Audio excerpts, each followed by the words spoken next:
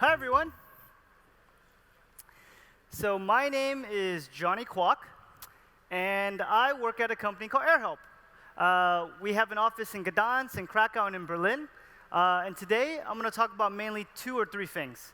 The first thing I'm going to talk about is the very specific growth culture we have inside of AirHelp. And then I'd like to talk about the results of that kind of culture and what kind of experiments and what kind of outcomes that culture breeds. And then I'll talk about kind of the growth trajectory at AirHelp and kind of all the happenings. So maybe quickly about AirHelp, if you haven't had a chance to visit our booth over there, AirHelp is the biggest flight delay compensation player in the world. We are a Y Combinator startup. And for those who don't know, Y Combinator is the most prestigious incubator in the world. They gave birth to companies such as Airbnb, Dropbox, Stripe, and pretty much all the biggest, coolest tech companies you've ever heard of. They all have come out of Y Combinator. And we are based in Gdansk, Krakow, and Berlin. We have about 650 people, and we are clearly the biggest player in our space. So my name is Johnny Quach. I'm the Chief Product Officer at AirHelp. I manage a team of 45 people. Within that team sits product managers, data analysts, data scientists, growth people, and designers. We do a variety of things through the company. We're a very product-driven company. Previously, before that, I worked at a company called Rocket Internet for 2 years, and I built 3 companies there. And if you don't know Rocket Internet, it's the biggest tech company in Germany. And before that, I worked at a company called Match.com, which is the biggest online dating company in the world. They own companies that you might have heard of: Tinder, OkCupid, Meetic, FriendScout24, pretty much every single dating company in the world. So if you've ever used Tinder or OkCupid, you've shown up in my metrics dashboard. And yes, I do know what you do on there. So why do we talk about growth, and what exactly is growth? So as I mentioned earlier, AirHelp is a Y Combinator company, which means we went through the Y Combinator incubator, and we have a lot of network connections to lots of people in the YC community. So of all the unicorns from Silicon Valley, they share a very similar approach to scaling companies. And the #1 regret of every single founder of its current 1 billion evaluation company or bigger, the biggest regret is always not building a growth team early enough. So why is that? So imagine you start a company, and you build a super amazing product, and people fucking love it. And people are using the shit out of it, and they're telling all their friends. And you're thinking, I'm going to be a freaking billionaire next week. I know a lot of people don't end up in that position, but imagine for a second. So here's the problem. If you build a super amazing product, and it's adding lots of value to people's lives, people will tell other people about it. But at some point, and every single company ends up in this point, at some point, that word-to-mouth growth slows down.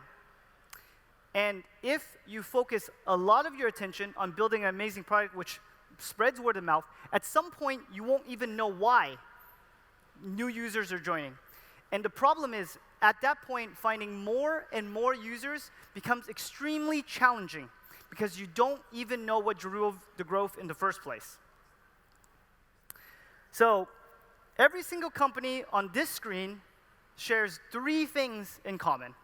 And those 3 things are not the 3 things you might think. The first thing is, they're all evaluated over $1 billion as of today. They all have a strong analytical discipline within their company, which means they have a huge team of data scientists, data analysts, and they look at user behavior all the time. And they make only decisions based on data. But the third thing, which is by far the most interesting, all of these companies have achieved the scale they are at today, not by luck, not by a great product, but by design. Which means, to get to a scale of this level, you're required to think about growth tactics. You're required to think past your product. You're required to think past your brand. And I'll give you some examples of this. So here's some examples Dropbox had a very famous referral program, which I'll go into detail in a second. Yahoo is one of the first ones to do tactics like this, which I'll also dig into. So let's get into it. So Dropbox, when they first launched, they had a great product, and everyone loved it. But there was probably a point, and you've probably been all affected, that someone sent you an invite for Dropbox. And when you signed up for that Dropbox account, you got some free space, and the person who referred you also got a free space. Before Dropbox did this, no company ever really had a referral program like this, where the value they were offering wasn't cash, but something inside the product. And this was one of the main reasons Dropbox got to the scale it got and was able to continue its growth trajectory. Even till this day, this is one of their biggest channels of growth, is this growth tactic. Going back into time, and if you're as old as me, you probably also might have had a Yahoo email at one point.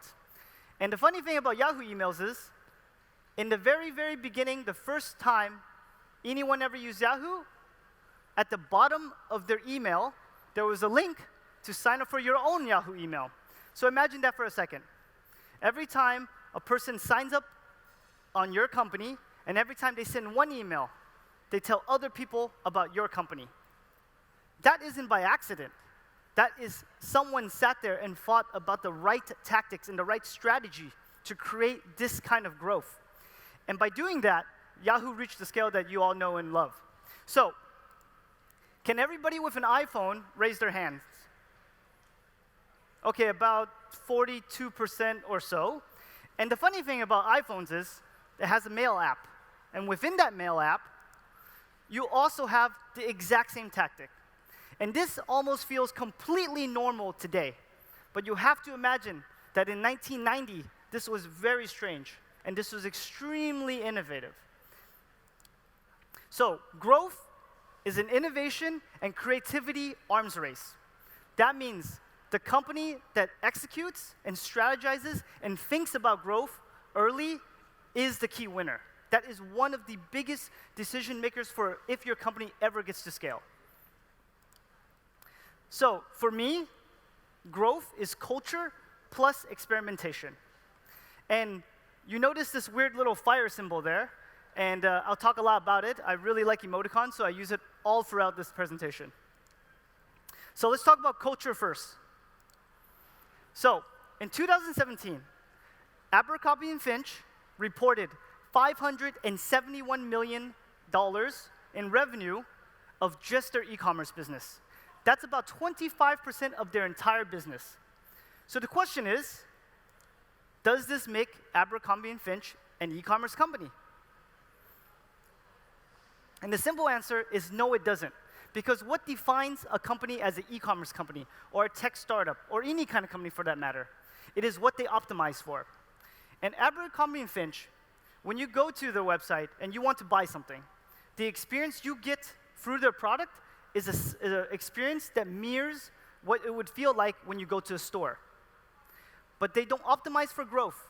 They optimize for a mirrored experience, which is very different when you're optimizing for growth. This is why when you go to Abercrombie & Fitch, you don't see a lot of innovation in the checkout process. You don't see a lot of changes on how products are being displayed. That's just not the case, because that is not their focus. They're not trying to grow. They're trying to mirror the experience. So culture is not about just the output of things or the people. Culture is really about your mindset and the strategies you implement in your company. So what is the fire symbol, and what is analytical intuition? So for a moment, I'd like you to imagine you're in a forest, and you're walking through this forest. And then you hear my beautiful voice telling you, I want you to get into that house. You walk upon this emoticon house, and you go up, and the most logical thing for a person to do when I ask them to get into the house, you go for the door. So you walk up to that door, you try to open it. The door is locked. What's the next logical thing you would probably do? Check the windows, maybe. So you try to open the windows to climb in. The windows are jammed shut, and they're completely locked. What's the third thing you try to do? The chimney, the cute little red thing on the left. So you climb up the house, you climb through the chimney, and you realize the chimney is also blocked. So what would you do next? Because I can tell you, at AirHelp, the natural next answer that most people in my team would have is you should blow a hole through the side of the house. Because the goal was never to keep the house. The goal was to get into the house, which means you have to complete the goal at all costs. So, when I show you these two images, take 5 seconds and imagine what you would do with these two things.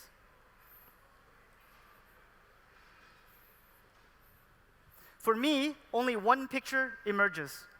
And one of my favorite quotes is, if life gives you lemons, you should make lemonade.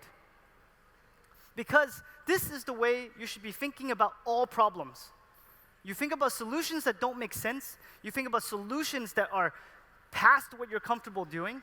You think about solutions that are extreme, even for what you're capable of. But this is how you find the most innovation in the world.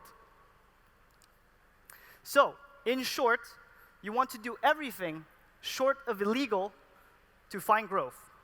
And you should allow your brain and your mind to really go past what you feel comfortable, even past what is legal, and then scale it back into reality.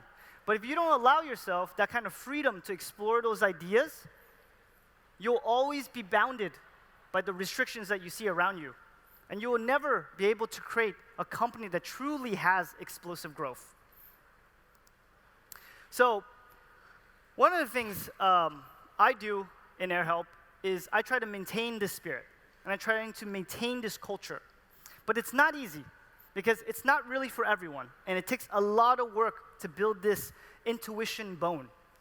So, one of the things I always tell people is, I don't spend a lot of time hiring product managers. I spend most of my time finding entrepreneurs that have some product skills. And this is absolutely critical, because when it comes to skill sets, those are by far the easiest thing to train. But mindset is the rarest thing to find. So, from this culture of growth, you get a lot of funny outputs. And I'm going to go over some of the output in the experiments we've ran that have been interesting or even entertaining. So a little thing about A/B tests. So when people hear the words experimentation, they automatically think about A/B tests, which is a common connection. So let me explain A/B tests and what we think about them at AirHelp. Here are just some random points that are interesting, I think. The first thing is, in 2018, we ran over 100 experiments. Small scale, big scale, medium scale. But we only actually rolled out 10 or so at 100% of the audience. But the interesting thing is not the 10% we released, it's the 100% of experiments we ran we learned a lot from. And that is how this works. So, the weird thing about experiments is it proves your intuition is often wrong, or what you think your intuition is. So for example, if you imagine a funnel, the typical approach every human in the world would have is if you had less steps in your funnel, it would be better for your conversion rate, it would be better for the consumer. So we've ran experiments where we reduced the number of screens in our funnel. And we ran experiments where we increased the number of screens in our funnel. And the outcome is exactly the opposite of what we thought. And there's a really good reason why, and I'll go into that. So before I get into the details of funnel experiments, the first thing I would warn is never A/B test, if you can avoid it. What you should do instead is something I call a mock test. Some other hipster names out there is Wizard of Oz test or trapdoor test. And I'll explain what it is in a moment. And if your mock test is successful, then you should run an A/B test. So I'll tell you what a mock test is in a moment. But first, let's go back to the funnel. So at a very high level, this is what our funnel looks like at AirHelp. We ask you for your flight info. We ask you for some info about your delay. We ask your email. We ask if anybody flew with you. Then we ask you to sign a document. And then we ask you to upload a document or so. So we had a thought one day. that maybe we could make the funnel just 3 steps. And those 3 steps is your email, your signature, and your booking confirmation. Because from the booking confirmation, we would be able to get the rest of the information. So that makes a lot of sense.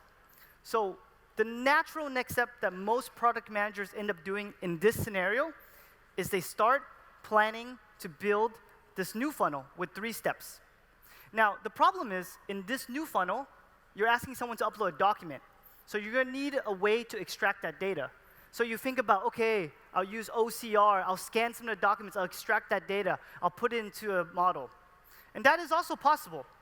But imagine how much effort that takes. And here's the weird thing. You have no idea if this is actually going to bring impact. You only assume it's going to bring an impact because it's less steps. So what do you do in this case? How can you find the answer to a question before you commit more resources to build the full thing?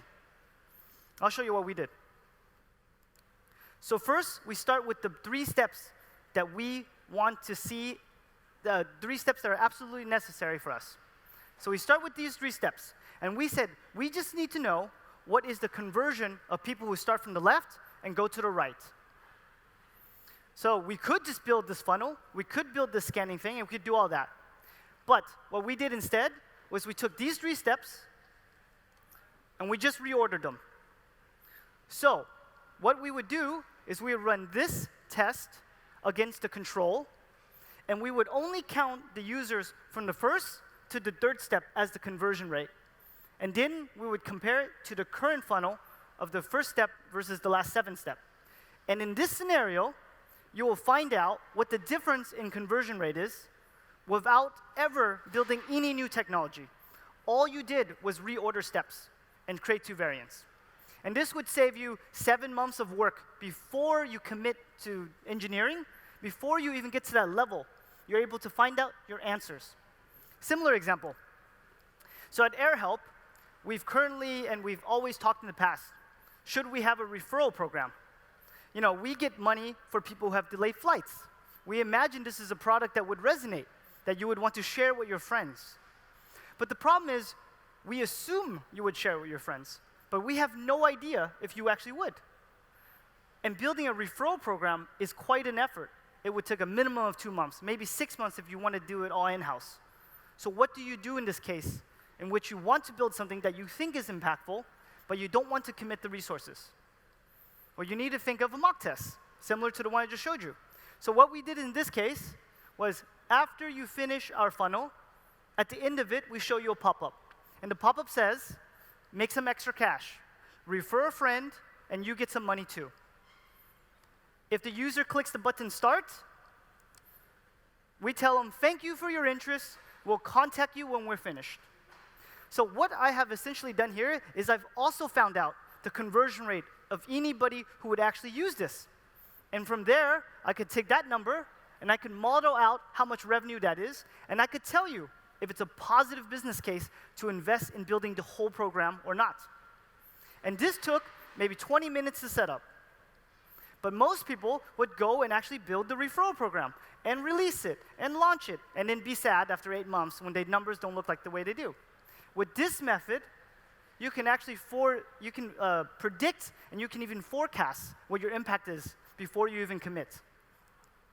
So I'm going to leave this here for 3 seconds. And I don't know about you, but this is bugging the shit out of me. I only have one instinct when I see things like that. I just really want to click it so it stops beeping red. So take this idea and apply it to your users. So what we did was we put a red dot with the number 1 on top of things we wanted people to click. Because Jesus Christ, that annoys me. I want to click that thing right now. And by doing this, we almost doubled the amount of people who would click the button, and we increased the total conversion rate by 40%. Something like this takes 2 minutes to set up, maybe 30 minutes at most if you want to QA it. But a simple UI change like this has tremendous impact on your business.